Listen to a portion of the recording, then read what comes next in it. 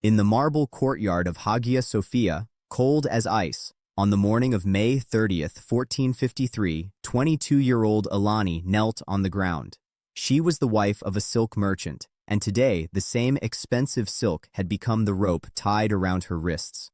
In front of her stood Ottoman officers inspecting her the way livestock is examined at a market. One officer checked her teeth, another judged her age and health, while a third quietly wrote her monetary value on a parchment. Behind her, in the crowd, her 4-year-old daughter was crying uncontrollably, but Alani couldn't even turn her head. An officer had clearly warned her. Any movement without permission would be punished immediately. A Turkish soldier studied her face and made a remark. Another laughed. They discussed her price, her usefulness, her beauty, just as a merchant discusses the qualities of grain.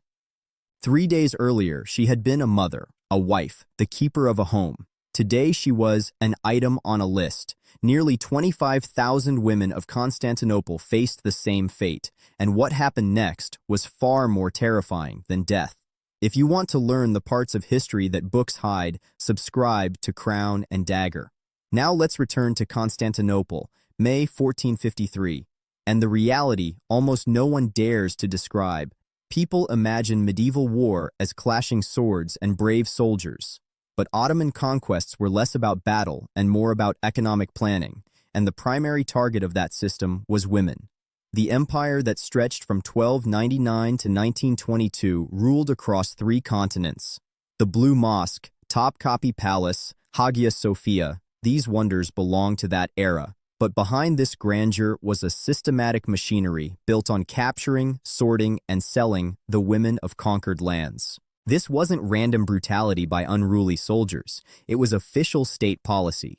Ottoman archives still preserve the records, classifications, prices, receipts, everything. Within 2 days of Constantinople's fall, 50,000 people were seized, about half of them women. Women were separated from men, then sorted by age, health, and market value. Often this process was carried out in front of burning churches, so the site would be seared into the memory of the city. The Byzantine historian Ducas wrote that officers moved among the women as if inspecting goods at a marketplace, checking age, teeth, physical condition, skills. All carefully noted women between 15 and 30 were the most valuable. These were reserved for officers' harems, wealthy households, or for the Sultan himself. Greek, Serbian, and Caucasian girls were priced at 20 to 30 silver coins. After major conquests, when supply increased, prices dropped. Women aged 30 to 45 became domestic servants, lifelong labor with no freedom. Women over 45 were considered unprofitable and often killed on the spot. For mothers, the worst punishment came through their children. Infants were killed in front of them to break them mentally. Girls aged 8 to 14 were separated. Some were raised in households, others prepared for future harems. This system spanned generations, a calculated, organized economic structure. Now let's look at the story of one girl, Anastasia, later called Aisha. She was 14 when, in 1502, Tatar raiders descended upon her Ukrainian village. Her mother died along the way, while Anastasia was dragged south, beaten and tied. During the 3-week journey, 40 captives died. In Bursa, she was inspected, bathed, dressed in white, and sent to the harem of a provincial governor. There, her name, her religion, her identity, everything was stripped away.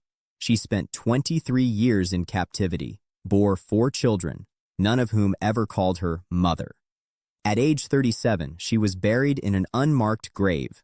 Sofia, a 17-year-old Serbian girl, met a similar fate.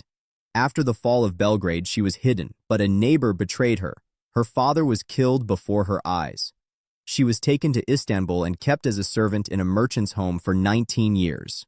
She once tried to escape, was caught, whipped 20 times, and never tried again. She died at 36 from illness, because money isn't spent on slaves. From 1500 to 1700 alone, Tatar raids brought nearly 2 million people into the empire as slaves, about 10,000 every year. This figure doesn't include the Balkans, the Caucasus, or Constantinople itself. This terror reshaped entire regions, Parents disfigured their daughters to make them less attractive. Villages built hidden rooms, tunnels, and warning systems. But Ottoman raiders always found new methods. Today, Ottoman records still survive in archives around the world. Prices, receipts, purchase lists, documented as casually as if they were trading spices or silk. In that era, all of this was normal, legal, acceptable, even a source of pride for the empire. We admire the great palaces of the Ottoman sultans, Hagia Sophia, the Blue Mosque, Topkapi, but beneath these stones lie the stories history never gave a voice: Alani, Anastasia, Sophia, and the countless names lost in the records.